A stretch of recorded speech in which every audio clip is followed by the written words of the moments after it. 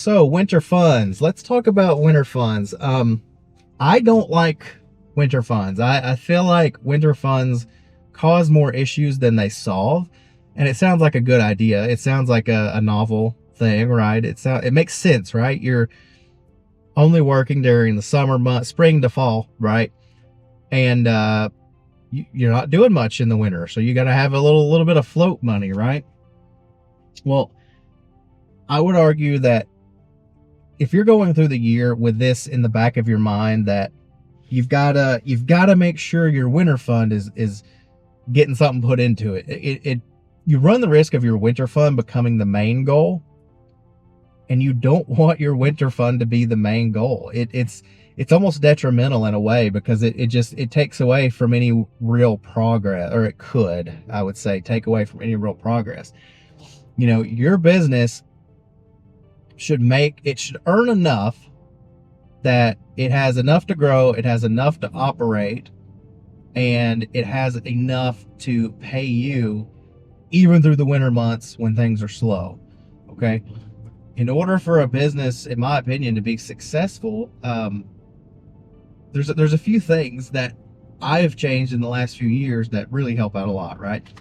So first and foremost, I pay myself pretty regularly, the same amount every single month for the last few years, and it's kind of odd how you shift your perspective, right? Because instead of thinking I need a winter fund, I think, okay, my payroll for the year for me is going to be, 32,000, right? That's what I'm personally going to take out of the account, or the business, for my personal pay, right? Another chunk of the business account money, the earnings of the business, go toward operating expenses. That's your fuel, your mulch, your hand tools, truck repair, equipment repair, all those kinds of little expenses, right? That add up over time.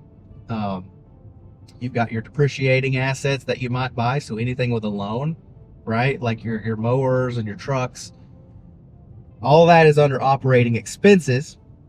And then everything that's left in the business account is your growth money, your emergency fund, if you want to call it that. But it's really just kind of the way I treat it is it's a stack of extra money that it's liquid cash that you can just throw out, that, if you want to expand, you want to grow, you want to do anything else, let's say winter goes to all heck, and maybe my 3,600 that I got in December or whatever wasn't enough for whatever reason.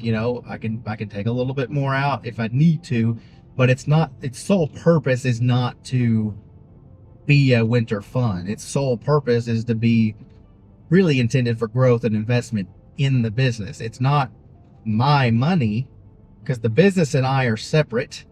It's the business's funds. It's the business's cash on hand. I get my chunk out of that. I get my pay, my personal pay, and it's gonna scale to whatever it is, you're doing, whatever size business you have. But, like I say, every dollar within the business account has a purpose. Okay. You're not paying your business account is not contributing into your IRA or your retirement accounts, whatever you got, your high yield savings. Okay. Your personal pay, that's where that comes out of. That, let's call it 36 grand that you're taking as personal pay. That's where you're wanting to pull your retirement money from. Okay. Because your retirement is separate from your business, or that's how it's supposed to be if you're doing it right. Okay. It's basic stuff. So that's all the things you have to realize. And if you can't pay yourself the same amount every single month, even through winter, you've got a situation where you can't make payroll. That's the indicator that you are not able to make payroll, if you cannot pay yourself in the winter without a special winter fund or a special winter set. Like it's an indicator that something ain't right, whether you have a spending problem or an earning problem. You're not hitting your goal of payroll, your personal pay. And if you can't hit your goal personal payroll, you're probably not saving much within the business itself, and you're not going to be able to grow the daggone thing, which is the whole purpose, right? So it's either that indicates either an expense problem or an earning problem, and you can either turn up the earning dial or reduce the spending dial and try to correct, right? Maybe you overextended on equipment or a truck or whatever, and get rid of the daggone thing, get rid of a bill, whatever that ends up being. You know, when you pay yourself properly, okay, it allows for a lot of indicators, right? And even more than that, let's say you're paying yourself $3,600 a month reliably. If you can do it that way, it's going to indicate to you that you could also probably pay someone else that same amount of money, and it almost sets you up to hire more smoothly. It's hard to say. It sets you up for a better transition into the process of hiring and knowing exactly what your business is earning and what can you afford. Okay, I feel like so many people are just scrambling for work with the idea that they're going to set up their winter fund and be good. And that's the problem with a winter fund, is the winter fund should not be the goal.